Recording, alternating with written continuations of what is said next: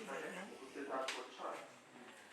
আজকের এই যাচাই বাছাই অনুষ্ঠানে উপস্থিত প্রস্তাবকারী, সমর্থনকারী, বিভিন্ন ইলেকট্রনিক মিডিয়ার সাংবাদিক বৃন্দ, সিনিয়র জেলা নির্বাচন গোয়েন্দা সংস্থা প্রতিনিধিবৃন্দ, সম্মানিত সুধীবৃন্দ, সবাইকে জানাচ্ছি রংপুর এক।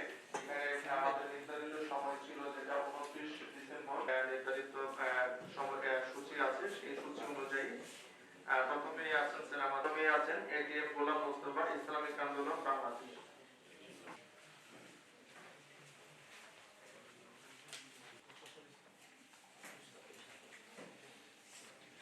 ঠিকানাটা একটু পরিপূর্ণভাবে একটু লিখতে হবে। আপনি আংশিক লিখেছেন, প্লিজ একটু